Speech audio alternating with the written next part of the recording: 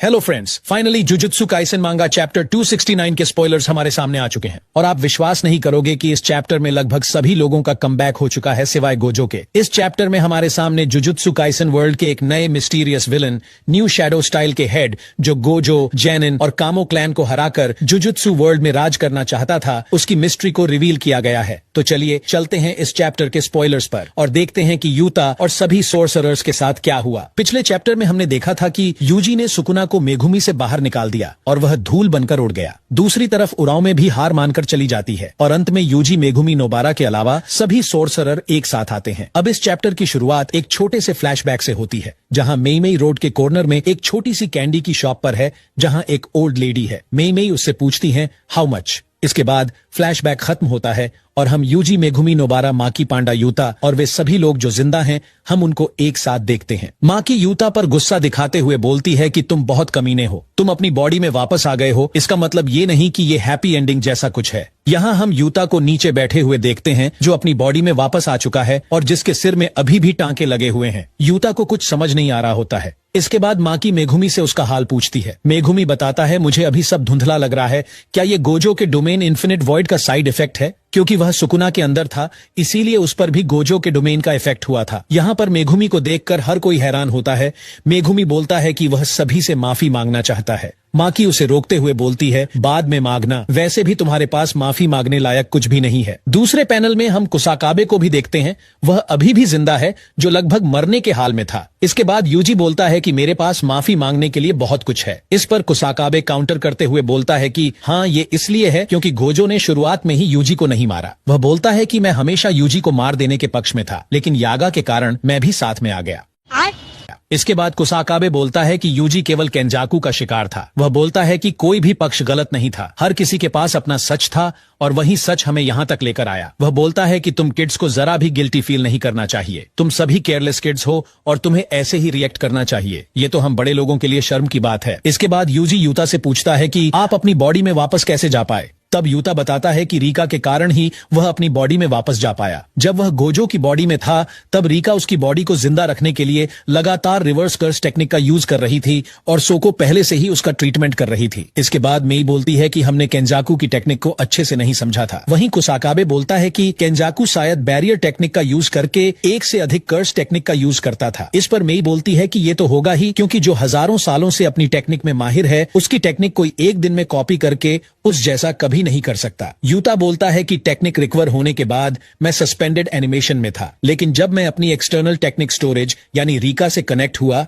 तो मैं वापस आ गया। वहीं माकी बोलती है अगर यूता थोड़ी और सीरियस होके लड़ता तो हम आसानी से जीत जाते। माकी बोलती है कि सबसे पहले यूता को नहीं बल्कि मुझे खुद केंजाकू पर सरप्राइज अटैक करना चाहिए था। इसके बाद हिगुरुमा के कर्स स्पीच टेप रिकॉर्डर वाले प्लान पर जाना चाहिए था। वह बोलती है कि हम इनुमाकी के रिमोट कर्स स्पीच का यूज करते तो तुरंत जीत सकते थे और हिगुरुमा को टेप रिकॉर्डर अपने पास रखना चाहिए था। लेकिन माकी गलत थी क्योंकि टेप रिकॉर्डर का यूज केवल एक ही बार किया जा सकता था। इसके बाद तोदो माकी की बात को गलत बताते हुए बोलता है आपके पास कर्स एनर्जी नहीं है इसीलिए आपके ऊपर मेरी टेक्निक वूगी वूगी काम नहीं करती। मतलब ये कि तोदो ने ही यूता को केंजाकू के पीछे एक्सपोर्ट कर दिया था जिसको केंजाकू समझ नहीं पाया और यूता ने उसका गला काट दिया था। वो इस तरह माकी को नहीं भेज सकता था क्योंकि माकी के पास कर्स एनर्जी नहीं है। तोदो बोलता है कि यूता को वहां भेजना सही था क्योंकि केंजाकू को मरने के बाद जो हजारों कर्स स्पिरिट्स निकलती वो रीका ही कंट्रोल कर सकती थी। वहीं पांडा भी बोल पड़ता है कि इनुमाकी का टेप रिकॉर्डर इसीलिए काम आया क्योंकि सुकुना उस टाइम कमजोर था। अगर सुकुना अपनी पोटेंशियल पर होता तो रिवर्स फीडबैक से इनुमाकी की डेथ भी हो सकती थी। इसके बाद हम हिगुरुमा को देखते हैं जो अभी भी जिंदा था। उसका हाल भी गोजो जैसे ही हुआ था। हिगुरुमा बताता है कि सुकुना सिर्फ मेरे साथ खेल रहा था, वह मुझे कभी भी मार सकता था और यदि उससे लड़ने के लिए यूता जैसा वहां कोई होता तो उसने ये कर भी दिया होता। हिगुरुमा बोलता है कि मैंने ही टेप रिकॉर्डर को यूता के डोमेन में यूज करने का प्लान बनाया था। कुसाकाबे हिगुरुमा को देख के बोलता है ये स्कैरी है कि कैसे कोई व्यक्ति जो केवल 2 महीने तक ही सोर्सरर था इतना होने के बाद भी वह जिंदा है और चल फिर रहा। इसके बाद माकी वहां मिगेल और लरुए को देखती है। माकी बोलती है अगर वो दोनों शुरू से वहां होते तो चीजें अलग हो सकती थी। सब लोग एक साथ बोलते हैं हाँ ये सही बात है। दरअसल वो लोग यूता के साथ अफ्रीका में थे, जहां यूता ने ट्रेनिंग लिया था। यूता माकी से बोलता है कि उन्होंने बताया था कि वो नहीं आ रहे हैं। इसके बाद यूजी यूता के बारे में बताता है कि यूता सर ने ही यूजी को वो कर्स टूल दिए थे, जिससे वो अपनी फिंगर्स को छिपाए हुए लड़ सकता था। यूजी बताता है कि यूता ने सुकुना को 2 बार अपना डोमेन खोलने से रोका था। इस चैप्टर में एक नोटिस करने वाली बात यह है कि यहाँ सब लोग एकदम नॉर्मल होकर हंसी मजाक के साथ बात कर रहे होते हैं। सबने सबकी बात की, लेकिन गोजो का नाम तक नहीं आया। सब ऐसा बिहेव कर रहे हैं जैसे गोजो को कुछ हुआ ही ना हो, क्योंकि उनकी डेथ के बारे में किसी ने एक बार भी बात नहीं करी। इसके बाद हकारी यूता के बारे में बोलता है कि यूता और रीका के कारण ही उराव में सुकुना से अलग हो पाई। इनो बोलता है कि मेरी भी गलती है, मुझे चोसो को बचाना चाहिए था। इस पर यूजी बोलता है अगर ऐसा होता तो मैं भी मर जाता, किसी की गलती नहीं है। इसके बाद माकी बोलती है मैं यूता को दोष नहीं दे रही हूँ, मेरा मतलब ये था कि मुझे भी 2 ब्लैक फ्लैश फालतू में पड़ गए। इस पर इनुमाकी और पांडा हंसने लगते हैं। इसके बाद मीवा और मोमो भी माफी मांगते हैं कि वो ज्यादा कुछ नहीं कर पाई। हकारी बताता है कि मैं उरावमे को खत्म करने के बाद सुकुना से लड़ने आने वाला था, लेकिन वो बहुत पावरफुल थी। नोबारा अंत तक सो रही थी, इसलिए उसके पास बोलने के लिए कुछ भी नहीं था। अब उयुई बोलता है कि ये बात तो सबको माननी पड़ेगी कि मैं उस बैटल का मोस्ट वैल्यूएबल प्लेयर था। इसके बाद किरारा बोलती है तुमने मुझे बीच फाइट में छोड़ दिया था। इस पर उयुई बोलता है क्योंकि तुम भारी हो। इसके बाद हकारी उयुई को मेई के बारे में बोलता है कि जब तुम अपनी कमर तोड़ रहे थे तब तुम्हारी बहन आराम कर रही थी। इसके बाद उयुई बोलता है मेरी प्यारी बड़ी बहन मेई न्यू शैडो इश्यू पर वर्क कर रही थी। तब हकारी पूछता है आपका मतलब सिंपल डोमेन को बाहरी लोगों को सिखाने से रोकने वाली बाइंडिंग वाव से निपटना है क्या? तब कुसाकाबे बताता है यस, स्कूल के सिंपल डोमेन को विरासत में मिली बाइंडिंग वाव। वह बताता है कि सिंपल शैडो के ओरिजिनल क्रिएटर आशिया सदात्सुना ने सिंपल डोमेन के साथ बाइंडिंग वाव लगाया, जिससे सिंपल डोमेन लिमिटेड यूजर तक ही सीमित रहे। मेई बताती है कि जैसे जैसे जनरेशंस आगे बढ़ती गई, न्यू शैडो स्टाइल ने पब्लिक यूटिलिटी खो दी और सिंपल डोमेन एक व्यापार की तरह बन गया।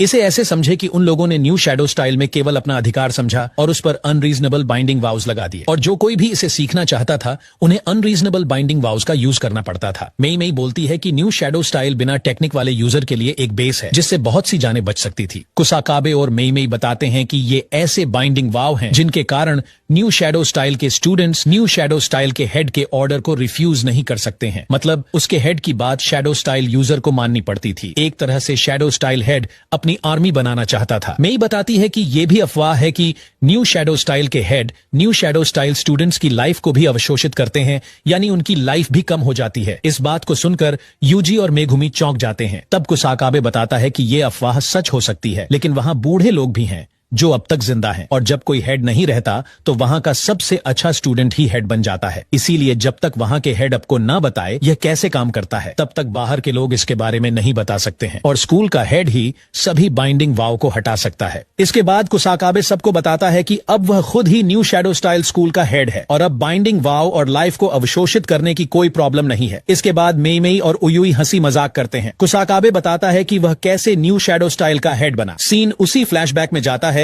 जो हमें शुरू में दिखाया गया था, जो शिंजुकू शोडाउन आर्क के पहले का था। मेई न्यू शैडो स्टाइल के हेड को खोज लेती है। ये वही हेड है जो कैंडी की शॉप खोल के बैठी है, जहां मेई पहुंच जाती है। दरअसल न्यू शैडो स्टाइल का हेड स्टूडेंट्स को न्यू शैडो स्टाइल के बॉन्डिंग वाव्स में फंसाकर उनको इकट्ठा कर रहा था, ताकि उसकी पावर 3 बड़े क्लैन गोजो कामो और जेनिन क्लैन के बराबर हो जाए। वह पूरे जुजुत्सु वर्ल्ड में राज करना चाहता था। मेई टेंगन की हेल्प से उसको खोज लेती है और उसे खत्म कर देती है। इसके बाद कुसाकाबे न्यू शैडो स्टाइल का हेड बन जाता है और सभी बाइंडिंग वाव्स को हटा देता है। इसके बाद ही यूजी जैसे लोग भी न्यू शैडो स्टाइल को सीख पाए थे। अंत में एडिटर्स का लास्ट कमेंट होता है, the price for that is their life. 2 chapters left until completion. यहीं पर यह चैप्टर खत्म हो जाता है। मिलते हैं अगले चैप्टर की नेक्स्ट वीडियो में।